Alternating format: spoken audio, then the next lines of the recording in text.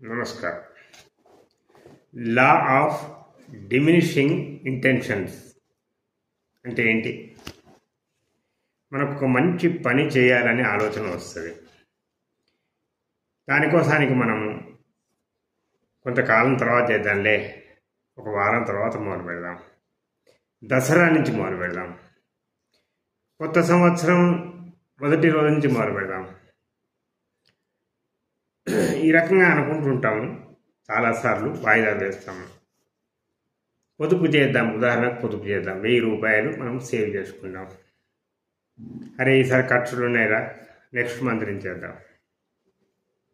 అమ్మో 1000 రూపాయలు చేయలేము, మనం ఆలోచిద్దాం దాని గురించి. ఈ రకంగా చేస్తాం మనం, అవునా కదా? అందుకే ఎప్పుడు మనం అనుకున్న మంచి పని 100కి 90 సార్లు చేయలేము, 100కి 90 మంది చేయలేరు. ఇదే చెప్తుంది ఆ లా ఆఫ్ డిమినిషింగ్ ఇంటెన్షన్స్.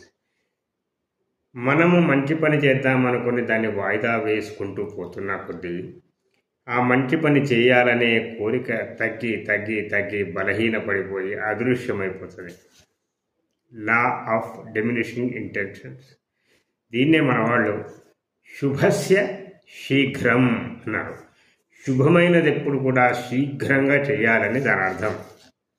ఈ చక్కటి సామెతను మనం కనుక అర్థం చేసుకొని ఆచరణలో పెట్టినట్టయితే ఆ లా ఆఫ్ డిమినిషింగ్ ఇంటెన్షన్ అనేది మనం అనుకున్న దాని మీద పని చేయకుండా మనం కాపాడుకోగలుగుతాం, మనం అనుకున్నది చేయగలుగుతాం. మీరు అనుకున్న మంచి పనిని మొదలు పెట్టండి. శుభస్య శీఘ్రం. శుభమస్తు.